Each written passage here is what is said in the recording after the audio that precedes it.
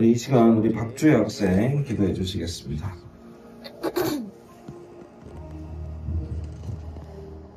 하나님, 지난 한 주 너무도 더운 날씨가 이어졌는데 저희들 아프지 않게 하심에 감사드립니다. 아멘. 또 이렇게 함께 모여 예배드리게 하심 감사드립니다. 아멘. 하나님, 봄에 날씨가 풀리듯 정권이 바뀌고 새로운 날들이 찾아오면서 우리나라가 다시 변하고 있다는 걸 느낍니다. 점점 꼬였던 실이 풀려가고 정의가 승리하며 약자가 존중받는 사회가 되게 하심에 감사드립니다. 아멘. 우리나라가 다시 한번 민주화의 꽃을 피우고 저희들이 가지고 있던 불안과 절망을 치유해 주심에 감사드립니다. 하나님, 이제 1년의 반이 지나고 고3 학생들은 곧 방학을 맞습니다.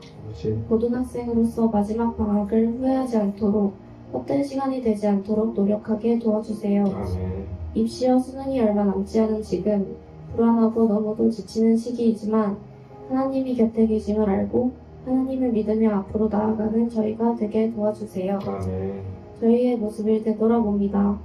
하루하루를 떠올리며 어리석게 행동하고 나쁜 마음을 쉽게 가지며 감사를 잊은 저희의 모습을 회개합니다. 주여. 하나님의 마음을 닮을 수 있도록 이웃을 나 자신처럼 사랑할 수 있는 저희가 되게 도와주세요. 아멘. 하나님의 지혜를 얻을 수 있게 도와주세요. 아멘. 말씀 전하시는 목사님께도 힘주시고 언제나 저희 곁에 계실 줄 믿으며 예수님의 이름으로 기도드립니다. 아멘.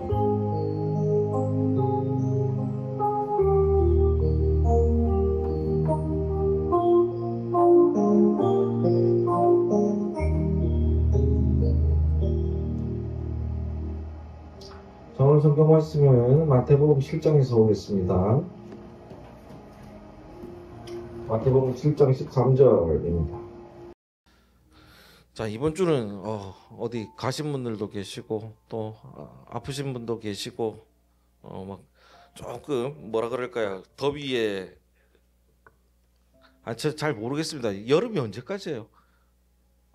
8월까지인가요? 9월인가요? 그러니까 우리 요즘 언제까지 지금 조금 지나가는 중인가요? 다시 더워지나요? 모르겠습니다만은 이제 더위 때문에 이제 막 지쳐가는 분들이 많더라고요. 여러분들은 좀 몸은 지치더라도 마음만큼은 우리 힘내시는 여러분들 되기를 바랍니다. 자, 나무 자체를 보면 겉보기에는 분별이 안 되는 나무들이 많다고 합니다. 그래서 그냥 봐도 잘 모르는데 제가 목수지 않습니까? 근데 목수인데 나무가 들어오면은 저도 보면은 잘 모르겠는 나무들이 있어요. 깎아서 그냥 만들어 놓으면 이게 무슨 나무지 막 헷갈릴 때가 많습니다. 그래서 그걸 분별하지 못하면 저는 뭐가 되냐면 사기꾼이 됩니다. 이 무슨 나무라고 했는데 나중 가서 아니거나 뭐 이러면 사기꾼이 되는 것이죠. 그래서 목수를 하려면 나무를 잘 분별하는 것부터 시작해야 되고 어떤 나무인지를 잘 알아야 됩니다. 그런데 우리도 살면서 분별을 잘 해야 될 때가 있어요. 정말 믿을 만한 분인가 싶었는데 나중에 보니까 아닌 경우도 있고, 정말 함께 가자고 생각했던 건데 아닌 경우도 있고 막 그렇습니다. 저는 잘 모르겠지만 요즘에 그 핫한 분이 그 신지라면서요. 신지 남편이 될 남편인가요? 결혼 안 했죠 아직. 예. 될 분이 뭐 전 국민의 여동생 같은 분위기라 신지가. 근데 신지가 40이 됐죠?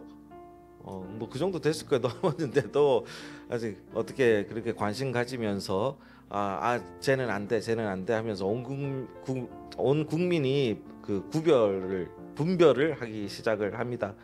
왜 그렇습니까? 왜 이렇게 관심을 두느냐 보면 신지라는 사람을 많은 국민들이 어릴 때부터 좋아했었고, 그 여동생 이미지가 있는 그 신지가 사람 한번 잘못 골라서 결혼하면 큰일 난다는 걸 알기 때문에, 그죠? 그렇게 하면 안 된다라고 해서 다 나서는 그런 모습입니다.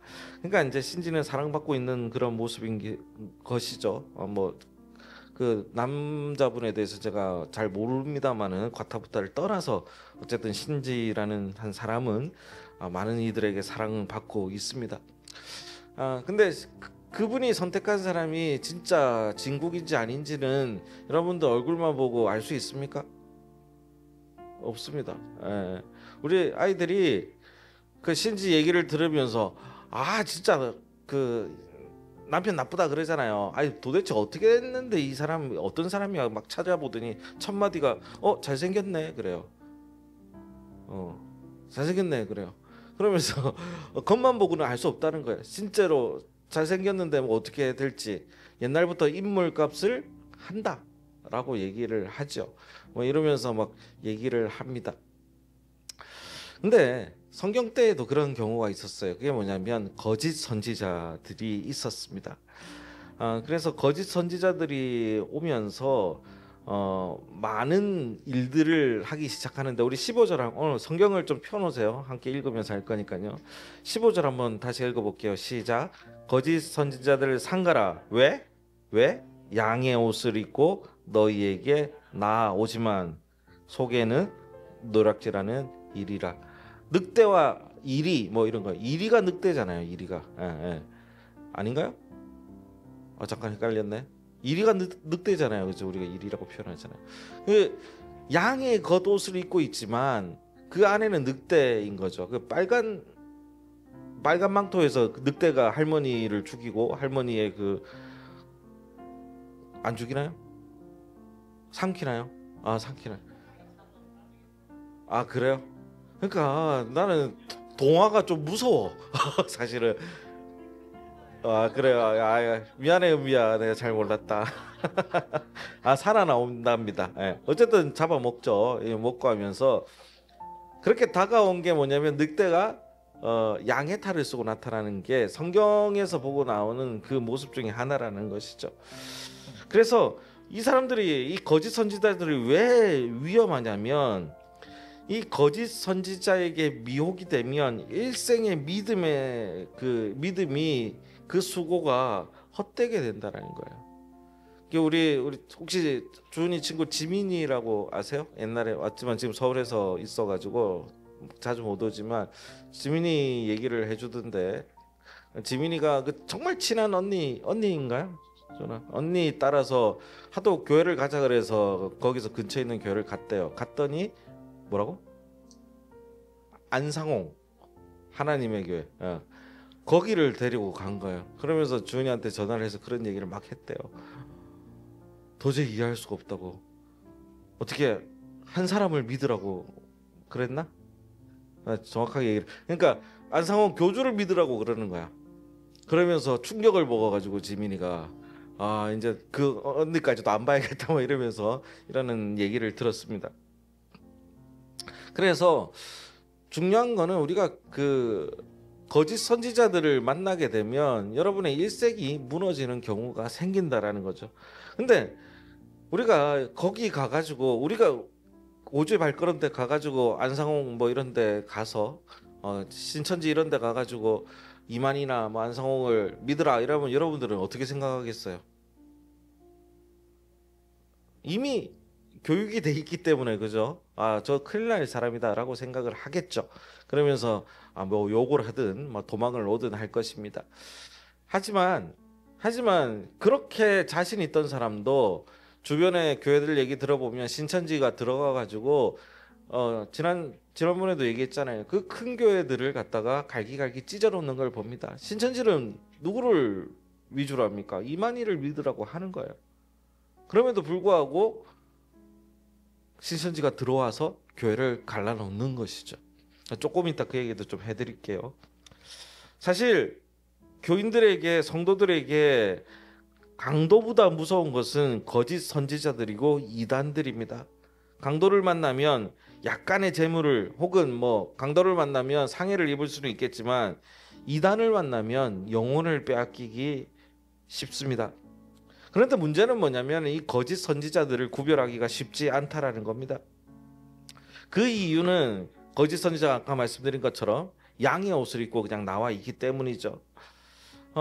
아까 말씀드렸던 그 신천지라는 이단이 쓰는 방법이 있어요. 그러니까 이단들이 특히 신천지가 이렇게 갑자기 그 전에 여러 가지 이단의 역사들이 쭉 있는데 그 곳에서도 그냥 압도적인 통일교와 함께 압도적인 그 세력을 과시할 수밖에 없는 게 그 전략에 있다라는 거예요. 한 번씩은 보셨겠지만 이 신천지들은 어떻게 하냐면 교육을 받아요. 교육을 받고 나서 추수꾼 뭐 이런 식으로 해가지고 교인으로 이사 온 교인으로 위장해가지고 교회 들어오는 거예요.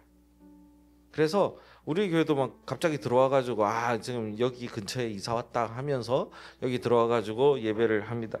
근데 여러분들 작은 교회들이 혹은 개척 교회들이 한 사람 한 사람이 얼마나 귀합니까? 너무너무 귀한 거예요.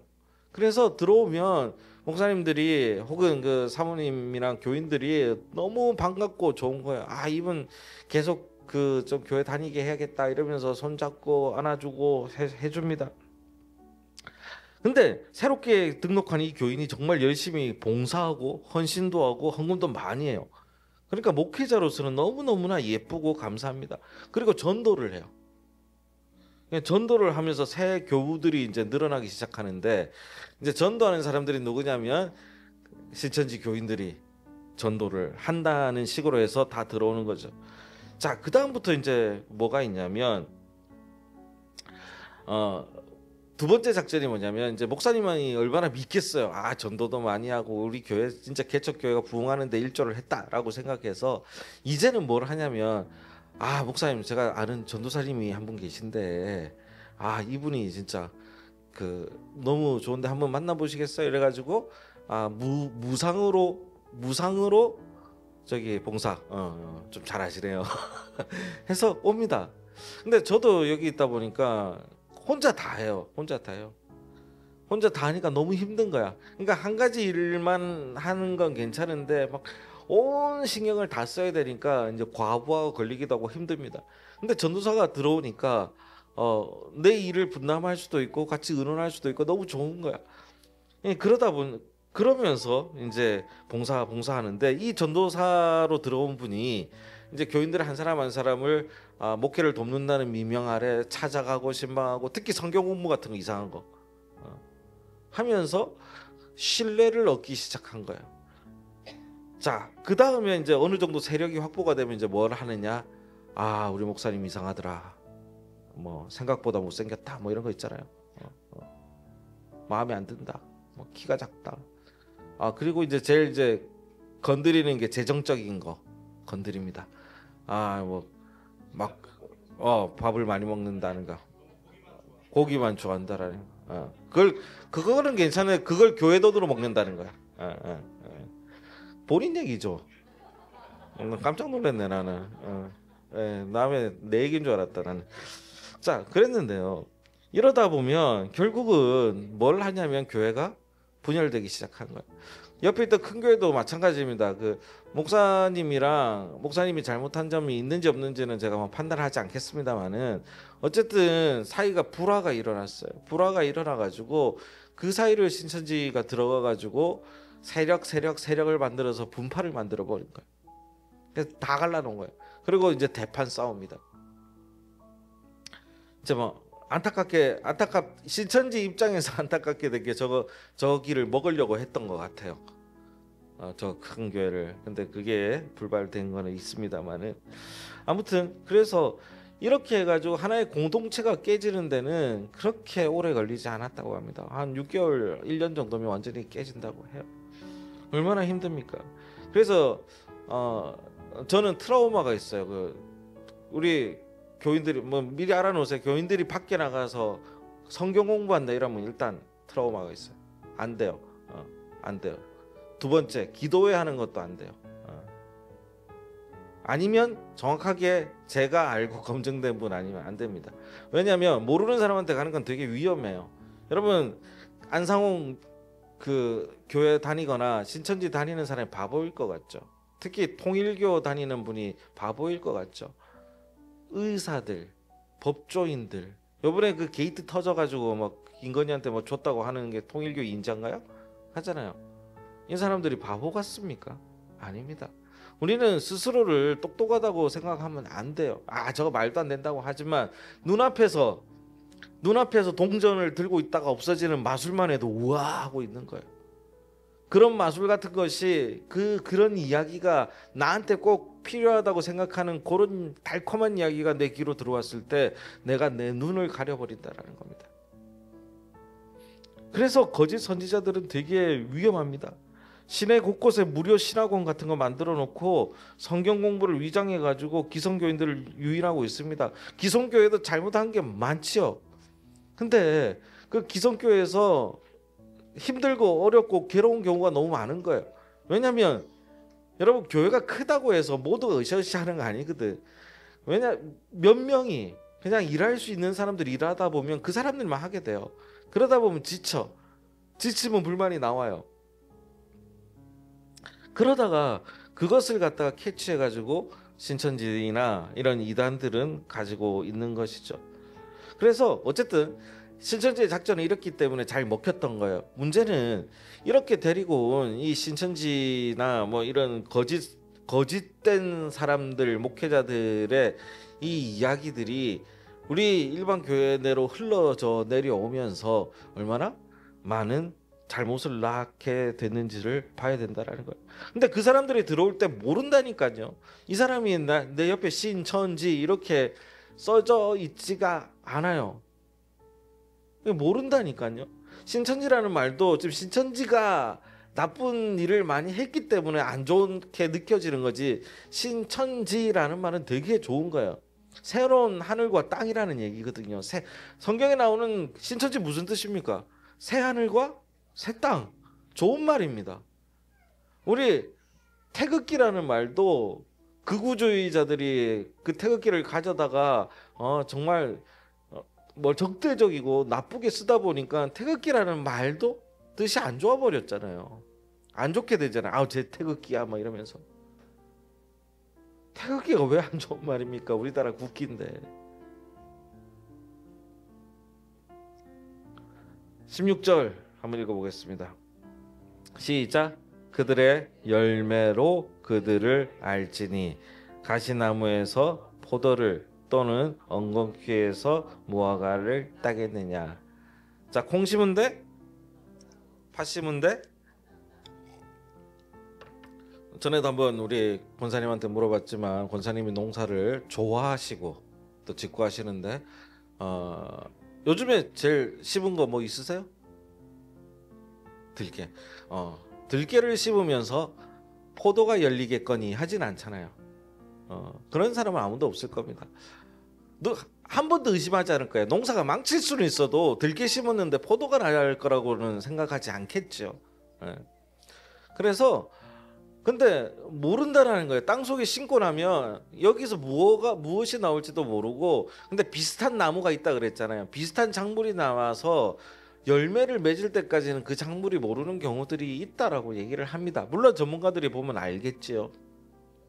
그래서 이 성경에서도 이렇게 얘기합니다. 열매가 그들을 알지니 가시나무에서 포도를 엉겅퀴에서 무화과를 따겠느냐라고 얘기를 합니다. 이스라엘에는 가시나무 중에 갈매나무, 이게 왜 이런 얘기가 나왔냐면 갈매나무라고 있대요. 이 갈매나무는 이스라엘 지역에 있는 사막에는 포도나무를 되게 많이 심거든요. 물이 안 좋기 때문에 포도나무를 심는데 포도나무랑 이 갈매나무가 비슷하게 생겼대요. 뜬금없이 하는 얘기가 아니라 비슷하게 생겼대요. 그리고 엉겅퀴 나무도 멀리서 보면 무화과 나무랑 되게 비슷하게 생겼다고 합니다. 우리나라에도 이런 경우가 있는데 찾아보니까 뭐 고엽나무, 감나무 이런 게 비슷하게 생겼대요. 거의 구분하기 힘들 정도인데 가을이 되어서 열매를 맺을 때가 돼야 감을 맺으면 감나무, 고염을 맺으면 고염나무 이렇게 된다라는 거예요. 그래서 우리가 열매를 보지 않으면 알 수가 없다라는 것이 있습니다.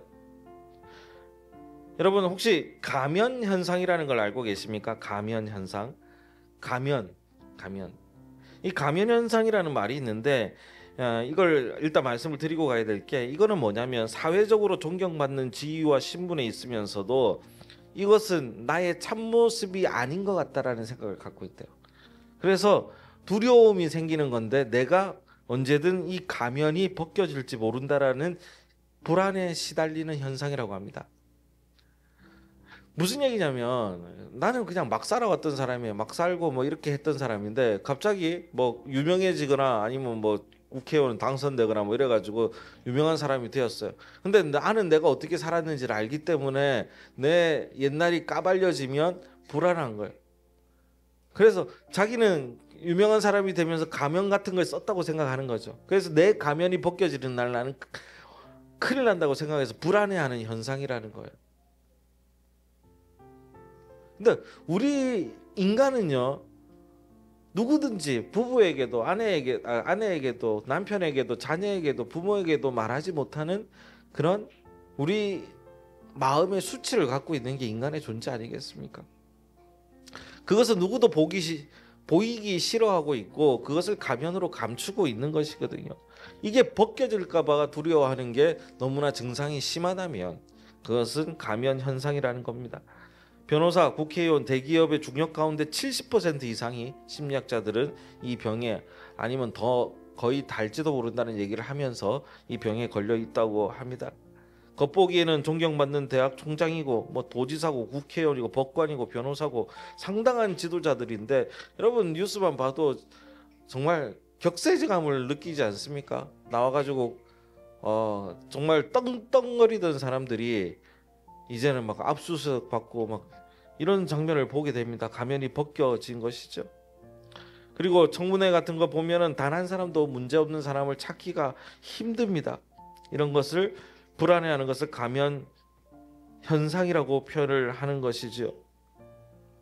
근데 이게 이 사람들의 가면 현상이라고 보는 것이 아니라 여러분 우리 스스로에게도 이 가면 현상이라는 거울을 비춰봐야 되는 겁니다.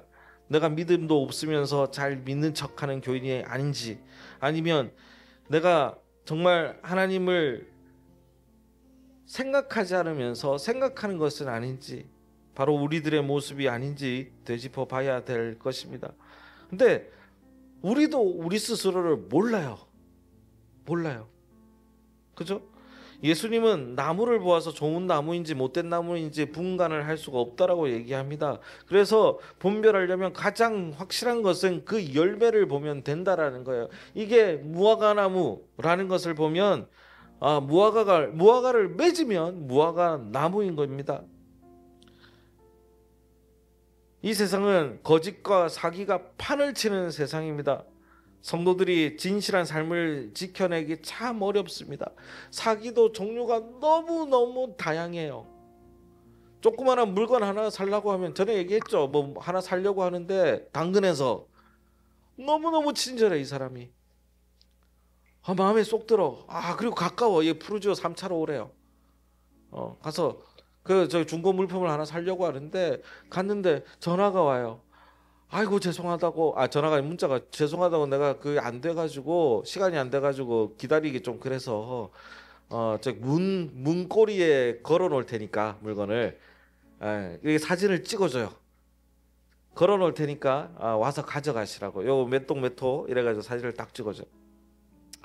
그러면 어떻게 하면 되냐면 이제 거기 가서 들어가야 될 거 아니에요. 그럼 비밀번호 눌러야 되잖아요. 요즘 아파트들은 다 비밀번호 누르고 가니까 일단 입금을 좀 해주시면 입금을 좀 해주시고 요 왔는데 그 가져가라고 그러는 거예요. 그 입금하고 가보면 없습니다. 처음에는 어떻게 했냐면 처음에는 그 안에 그런 거 넣어놨대요. 뭐 벽돌 같은 거, 그 부피가 비슷한 거. 이제는 없고 요즘에는 또 그것도 안 통하니까 그냥 걸어놓고 간다 안 통하니까 어떻게 되냐면 뭐라고 하냐면 저 계약금조로 몇십만 원, 몇만 원에서 몇십만 원만 넣어주고 열어드리면 나머지 물건 보시고 나머지 주세요 하는데 경제가 어려우니까 그 몇만 원을 노리고 이루어지는 것도 많다고 해요. 와 무섭습니다. 뭐 하라고 하는 건 너무 많아요. 정말 스마트한 우리 주변 목사님이라고 해도 가끔씩 야 나 당할 뻔했다 뭐 이러는 거 보면 뭐 저런 거에 당해 싶을 정도인데 그래요. 여러분들 뭐 갑자기 전화 올 수도 있어요. 우리 총장님 뭐 저기 문자 와요. 엄마 나 지금 돈이 필요해 뭐 이렇게. 왔어요. 응. 그러니까 이게 개발되고 있다니까요. 개발. 그래요. 그래서 우리는 어떤 사람인지 믿을 수가 없다니까요. 여러분 드라마 보면 다 뭐예요? 믿는 사람한테 뒤통수 맞는 게 대부분이죠. 예. 근데 놀라운 거는 나를 뒤통수를 처음부터 치려고 하는 사기꾼도 있었지만 가까이 있는 사람이지만 이 사람이 자기의 상황과 자기의 처해 있는 그 현상과 삶의 자리 때문에 자기 본인도 원하지 않지만 나를 뒤통수 치게 되는 경우도 있다니까요. 있다니까요. 근데 그게 부모가 될 수도 있고 자녀가 될 수도 있고 내 주변 가장 친한 친구가 될 수 있고 내 아내가 될 수 있고 내 남편이 될 수 있는 거예요. 여러분 대부분의 그 부부들은 뒤통수 맞았다고 생각하잖아요. 아닌가요? 사모님 너무 끄떡끄떡거리지 마시고 그러잖아요. 이럴 수가 있나 싶을 때가 있잖아요. 그래서 모르는 겁니다. 사랑하는 우리 성도님들, 이제 이런 사회 속에서 우리도 아까 얘기했던 하나님 앞에 가면을 쓰고 있지 않습니까? 내가 하나님 앞에서 정말 신실한 척, 정말 좋은 척, 정말 하나님 앞에서 최고인 척 쓰고 있지 않습니까? 나는 신앙이 연수가 오래되었기 때문에, 나는 교회 다닌 지 되게 오래됐기 때문에 다 알아.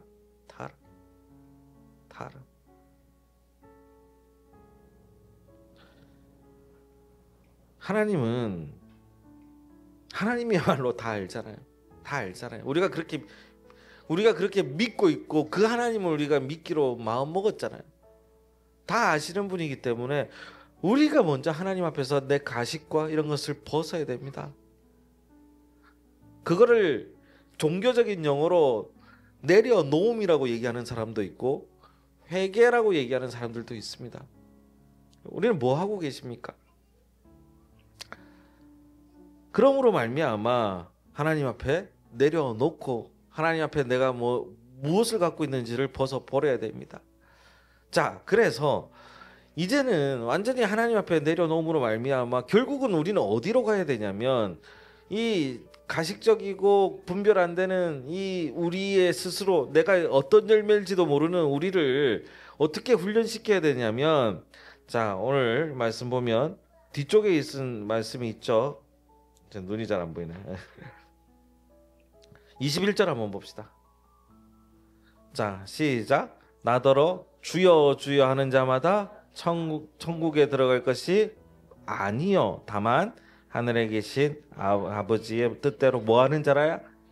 행하는 자라야 들어가리라. 그러니까 행함의 은혜가 있어야 된다는 거예요. 행함에. 그러니까 기독교인들의 열매는 뭡니까? 자, 크게 보면 두 가지가 있어요. 있는데 첫 번째는 뭐냐면 우리 저기 다녔 최예순 권사님이라고 제가 어렸을 때, 어머니 아시죠? 권사님 계신데 그 최예순 권사님이라는 분이 있는데 이제 그 제가 부산에 교회에 있을 때 그 한 번씩 그 무슨 행사인지 모르겠어요. 부활절이었는지 크리스마스인지 모르겠는데 한 번씩 이제 가족이 아니라 내가 전도한 사람 데리고 나를 통해서 이 교회 나온 사람 데리고 함께 특송하고 이런 장면이었던 것 같아요. 그래서 최예순 권사님 네 나오세요 했더니 최예순 권사님부터 딱 섰는데 옆에 한 30-40명이 쫙 서는 거예요. 그때 제 할아버님이 하셨던 그 설교 중에 하나가 뭐라고 하냐면 권사님의 열매들입니다 라는 표현을 썼어요. 그게 사람의 열매고, 두 번째 열매는 뭐냐면 따라해 봅시다. 나의 행동이다. 그러니까 내가 삶의 행동이 나의 열매이기도 합니다. 자, 기독교인을 구분할 때 가장 좋은 게 어려운 일을 당했을 때 어떻게 행동하느냐이거든요. 그것이 되게 중요한 겁니다. 여러분 어떤 일을 당했을 때 그냥 일반 사람처럼 행동합니까? 아니면 기독교인처럼 행동합니까? 이 행동이 나의 열매를 바라보게 한다라는 것입니다. 제가 하나만 말씀드리고 마치고자 합니다. 쌀 가게를 운영하는 그 김 권사님이라는 분이 계셨대요. 뭐 전에 한번 드렸던 농담이기도 한데, 김 장로님이라고 계셨는데, 이제 아내가 그 권사님이신데, 아내 권사님한테 이제 돼지고기 그 소고기 좀 사올게요 그랬더니, 그럼 저 어디 갈 거야 하고 물어봤더니, 옆에 저기 아무개 권사님 있는 정육점에 갈 거라고 했더니, 장로님이 오늘은 가지 마. 안 돼요. 안 돼요. 왜요? 그냥 다른 얘기 하지 말고 가지 마. 그래서 안 돼요. 아니 그분은 이 또 장사를 하시는 분인가 봐요. 그분은 우리 그 가게 와가지고 많이 팔아주고 하시는데 왜 우리 딴다는 몰라도 오늘은 안 돼요. 안 돼요 하는 거예요. 하다가 싸움이 되고 이제 나중에 물어본 거야. 아니 왜 안 되냐고, 뭐가 문제냐고 했더니 남편이 결국 하는 말이 뭔지 아세요? 그 집이 우리 집 저울을 빌려갔어. 오늘 빌려갔어. 내일 고칠 때. 무슨 얘기인지 알겠어요? 이해했어? 우리 집 거울이 저울이 조작돼 있는 이제 가짜 저울이었던 거야. 그러니까 그거를 주니까, 빌려갔으니까 대전 주고 사와도 적게 사올 거니 손해 볼 것 같으니까 거기서 오늘은 사지 말라라는 거를, 그런 얘기를 합니다. 이 장로님 대단하신 장로님이십니다. 저는 이 얘기 들을 때마다 너무 재밌어요. 전에 한번 얘기 드렸던 것 같은데, 결국 우리가 그리스도인답게 산다라는 것은 행동에서 드러나는 거죠. 이렇게 하면서 내가 뭐 목사네, 장로네, 뭐 무슨 권사네, 집사네, 뭐 내가 성도입니다, 뭐 이렇게 얘기하는 게 얼마나 효과적이겠습니까? 요즘 정말 뜨고 있는 게 불교라고 합니다. 불교 무슨 템플스테이 갔더니 불교 가니까 그것도 해준대요. 얘들 가면 안 되는데 저기 미팅도 시켜준대요. 가가지고 미팅도 시켜주고 밥도 주고, 그것도 산채 비빔밥 다이어트식으로 비건. 얼마나 좋아. 이러면서 한대요. 그런데 제가 그걸 찾아가서 그 물어보는 뭐 프로그램을 본 적이 있는데, 교회는 못 믿겠어요. 교회는 왜? 그동안 우리가 이 어려운 시기를 지나쳐 오면서 매 나가면, 광화문에 나가면은 저기 그냥 소리 지르면서 욕하는 모습 뭐 이런 것만 보여주고, 무슨 잘못했다 그러면 교회 다니는 사람은 기독교고, 정치인이 갔다 그러면 교회.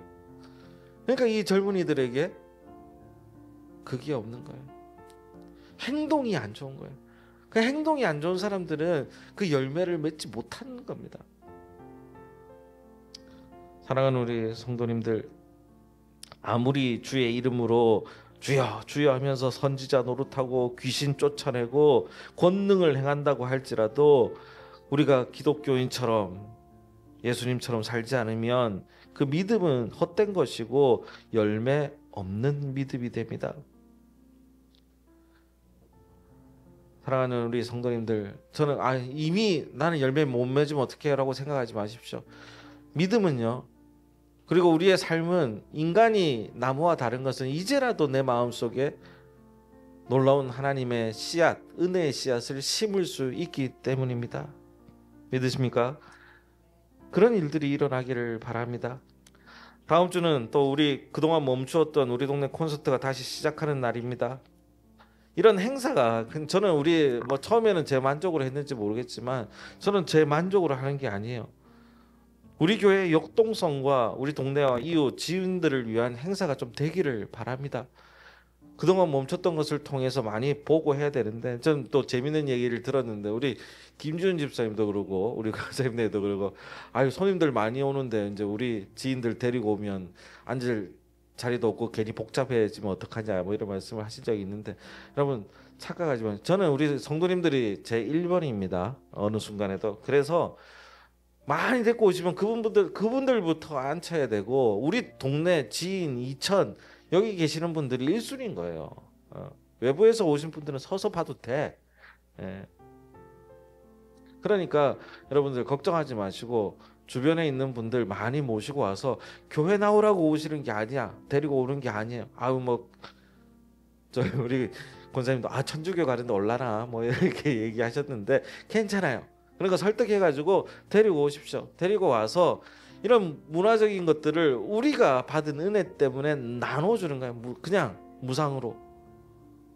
그리고 함께하고 싶어서 그들의 손을 잡아주는 이런 시간들이 될 수 있도록 여러분들이 그런 씨앗이 심겨질 수 있도록 많은 부탁드리겠습니다.